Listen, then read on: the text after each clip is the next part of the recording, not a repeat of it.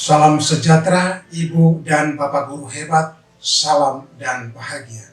Perkenalkan, nama saya Franciscus Tarom SPD SD, Kepala Sekolah Penggerak SD Negeri Bangatoa, Kabupaten Lembata, Provinsi Nusa Tenggara Timur. Pada kesempatan ini kami akan berbagi praktik baik tentang kepemimpinan sekolah dalam judul mewujudkan peserta didik yang berkarakter dan toleran melalui kesepakatan sekolah. Kesepakatan sekolah merupakan suatu bentuk pernyataan yang dibuat oleh guru secara bersama-sama dan selanjutnya dijabarkan menjadi kesepakatan kelas atau keyakinan kelas. Kesepakatan ini untuk menetapkan standar perilaku peserta didik di kelas dan lingkungan sekolah demi mewujudkan peserta didik yang berkarakter dan toleran sesuai visi dan misi SD Negeri Bangatoa, yaitu menumbuhkan karakter peserta didik yang toleran, peduli, dan menghargai perbedaan keyakinan sebagai bagian dari kemajemukan. Untuk mewujudkan misi ini, maka sebagai kepala sekolah, kami melakukan refleksi untuk melihat situasi dan tantangan yang ada di satuan pendidikan kami, dan selanjutnya menyusun program tindakan melalui kesepakatan sekolah.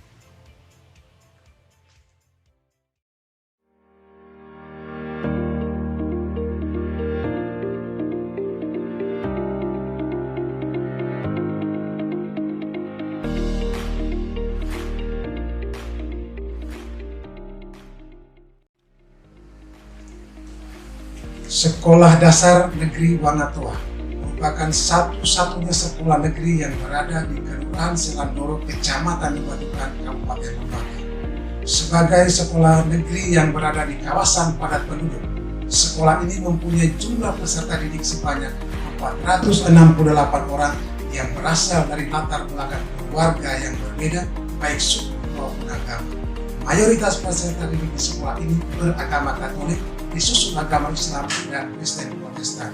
Dari latar belakang suku dan agama yang berbeda ini, maka salah satu tugas lembaga pendidikan adalah memastikan kerukunan antar suku dan umat beragama terjalin harmonis di sekolah ini.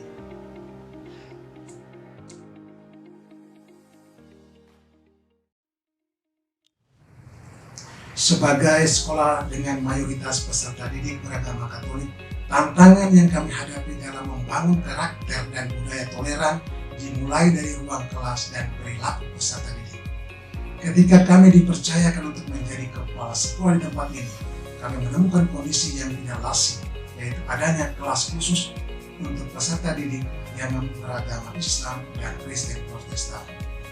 Mungkin tujuannya baik untuk mengatasi kesenjangan agama dan pendekatan pelayanan pembelajaran, tapi kami melihat kondisi ini kurang baik untuk membangun iklim toleransi di sekolah.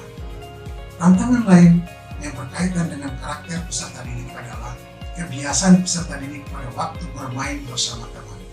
Sering kami jumpai peserta didik yang memanggil teman-temannya dengan kata-kata kasar.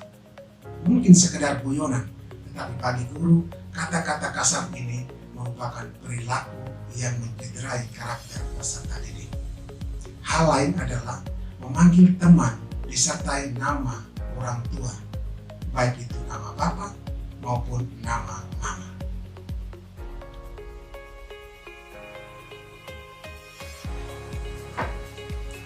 Menghadapi situasi dan tantangan yang kami gambarkan, maka sebagai kepala sekolah, hal pertama yang kami lakukan adalah melakukan rapat dewan guru dan membangun pemahaman kolektif untuk disampaikan kepada peserta didik bahwa kita di sekolah terdiri dari berbagai agama.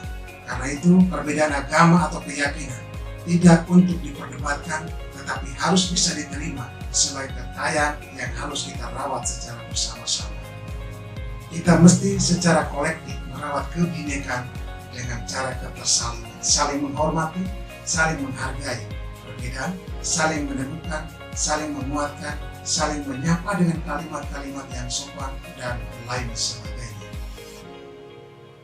Beberapa poin kesepakatan secara lembaga selanjutnya dijabarkan menjadi kesepakatan kelas atau keyakinan kelas. Poin-poin kesepakatan tersebut antara lain: yang pertama, meniadakan kelas khusus untuk peserta didik yang beragama Islam dan Kristen. semua peserta didik akan membaur di setiap kelas tanpa membedakan suku dan agama. Hal ini dilakukan untuk membangun iklim toleransi dan saling menghargai perbedaan keyakinan sejak usia dini. Yang kedua, semua guru kelas dan guru mata pelajaran wajib membuat kesepakatan atau keyakinan kelas sebagai upaya membangun rasa persaudaraan dan menghindari perilaku tidak terpuji di kelas. Yang ketiga, perayaan Natal bersama, berbuka puasa bersama, serta perayaan Idul Fitri bersama merupakan hal positif yang harus terus dilakukan. Melakukan kegiatan Natal bersama, buka puasa bersama, dan perayaan Idul Fitri bersama di sekolah memberi pesan bahwa kita semua bersaudara.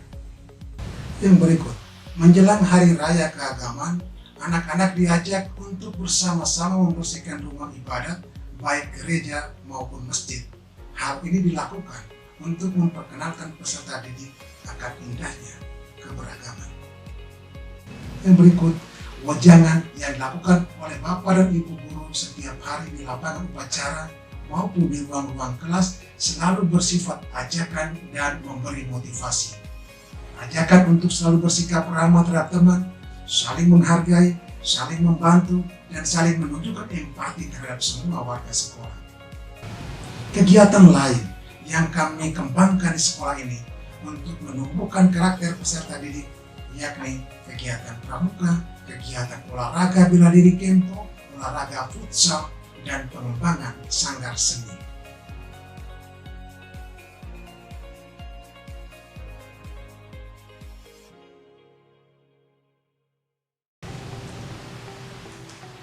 Ibu dan Bapak guru hebat, setelah berbagai upaya kami lakukan, maka kami merasakan adanya perubahan perilaku peserta didik, yakni kebiasaan memanggil teman disertai kata-kata kasar sudah jarang kami temui atau nyaris tidak ada lagi. Mengolok, memanggil teman disertai nama orang tua tidak kami jumpai, dan lebih penting dari itu adalah anak-anak kami sudah tidak lagi melakukan perundungan di sekolah, terutama anak-anak kelas tinggi dan adik-adiknya di kelas rendah. Perasaan sebagai saudara, sebagai kakak dan adik sudah terjalin dengan baik. Anak-anak sudah menyadari perbedaan suku dan agama sebagai sesuatu yang lumrah dan tidak untuk diperdebatkan. Perayaan Natal bersama, buka puasa bersama, dan perayaan Idul Fitri bersama menjadi momen silaturahmi yang sangat menyenangkan, penuh persaudaraan dan kekeluargaan. Selain itu, momentum Hari Raya Natal, anak-anak yang beragama Islam saling ajak untuk mengunjungi teman-temannya yang beragama Katolik dan Kristen. Begitupun sebaliknya pada saat perayaan Idul Fitri. Pada titik ini, karakter anak-anak terbentuk dan toleransi antar umat yang berbeda keyakinan semakin baik. Dari refleksi sederhana ini, saya lalu berkesimpulan bahwa yang dibutuhkan dalam kepemimpinan sekolah adalah komitmen dan konsisten dalam memimpin sebuah gerakan perubahan. Bapak dan Ibu guru hebat, demikianlah praktik baik yang kami lakukan sebagai inovasi dalam mendukung visi misi sekolah kami.